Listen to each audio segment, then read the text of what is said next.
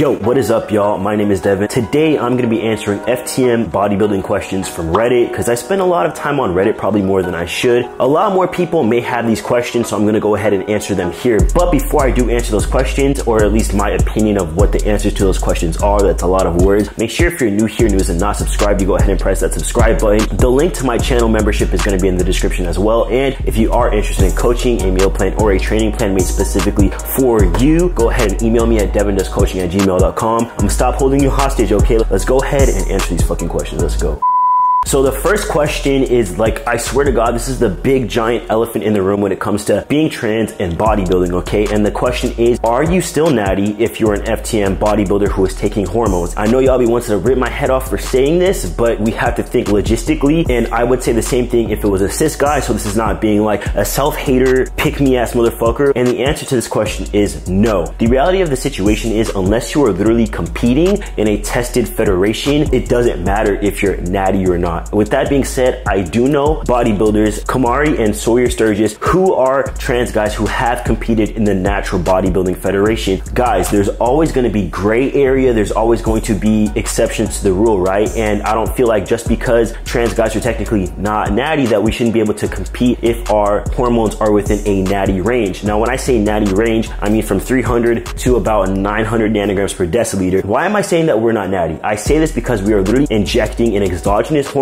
into our ass cheeks, into our stomachs, wherever you inject into your quads or whatever. That is not natural. I would say the same thing if it was a cis guy. Don't fucking worry about it. Go to the gym, train hard, eat right, sleep like a baby. Everything else doesn't fucking matter, okay? So the next question is actually one that I also have for you guys. How long after top surgery can you start lifting weights? I've heard an array of different answers for this. I've heard a month, I've heard 3 months. It obviously is gonna be a case-by-case basis, but I am very curious how long it took you guys to start training after top surgery, because I just want to know, like, I'm kind of depressed. Like, how long am I gonna have to wait before I'm back to like my favorite thing to do in the entire universe? I want to know. So if you have any information to offer me in terms of that, please drop that in the comments. So the next question is question about FTM genetic limits in bodybuilding. So I'm 17 and I've been doing bodybuilding inconsistently for a few months. It's going to be a few years yet before I'm able to start T. So I'm wondering if I'll be able to make the same average muscle mass gains as a cis man. This is the part of the question that's problematic. I'm wondering if I'll be able to make the same average muscle mass gains as a cis man. You could gather a group of 10 cis men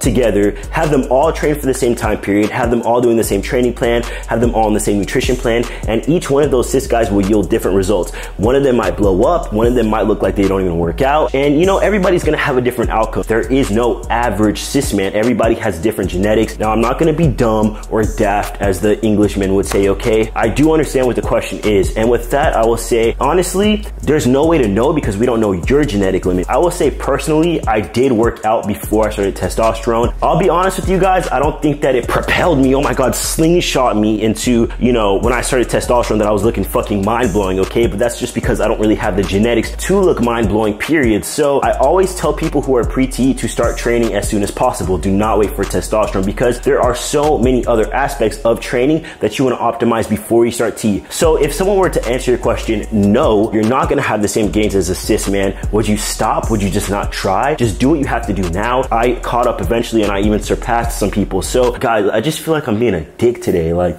not even on purpose. All right, this next question makes me laugh a little bit. It's not even really a question. Looking at the hashtag FTM bodybuilder on Instagram is depressing. Most of them look great, but I noticed the majority of these guys look small in comparison to the average cis guys. I feel like we have this tendency as trans guys to sort of be like, oh, well, cis guys are so fucking strong and magnificent. And I'd be around cis guys. Obviously, there's some cis guys who are fucking big and football players and shit, but that's not the average person. The average cis guy is not a fucking bodybuilder. It's not The Rock. It's been hard for me to gain muscle mass, and I'm a very skinny person, but looking at other trans men who work out and seeing there's not much of a difference between them and a cis woman who bodybuilds is depressing. I see some guys who look big and bulked up, but the majority is basically skinny guys with defined arms and sometimes abs, and that's what most cis guys are as well. Yeah, like most cis guys are not yoked. Most cis guys are either like skinny fat, some of them are twigs with abs, some Some of them are big, some of them work out. You do not have a fucking limit, okay? Trans guys do not have a fucking limit. Take me, for example, all these trans bodybuilders, okay? You're looking through a hashtag on a platform that is available to millions of people. So there are gonna be trans guys who use the hashtag bodybuilder when they're obviously not bodybuilders. They're someone who's passionate about working out. You know, they would just want to document their progress a little bit. They're not IFBB pro bodybuilders. There are some girls who look fitter than regular guys, okay? So fuck all that, like, oh, I'm trans, I won't be able to build muscle. No, fuck that. Like, I'm here. Like, I used to be a stick figure as well. Fuck that, it doesn't matter. Eat your food, sleep like a baby, drink hella water, train hard as fuck for years. Don't feel like you don't have the potential to be great. We all literally, girl, boy, trans, guy, purple, pink, doesn't fucking matter, okay? We can literally all be great. Fuck comparing ourselves to cis guys.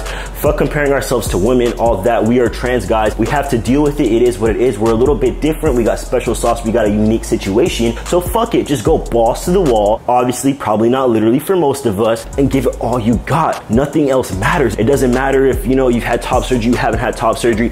Fuck all these rules and the guidelines and all that. It doesn't matter, guys. That is the video, y'all. Hopefully you did find it somewhat informative. Hopefully I didn't come across as too much of a dick. If you are interested in coaching, go ahead and email me. Follow me on Instagram as well. That's gonna be linked in the description down below. And like I always say, Devin loves you, Devin's a Don, and Devin is out of here, boy.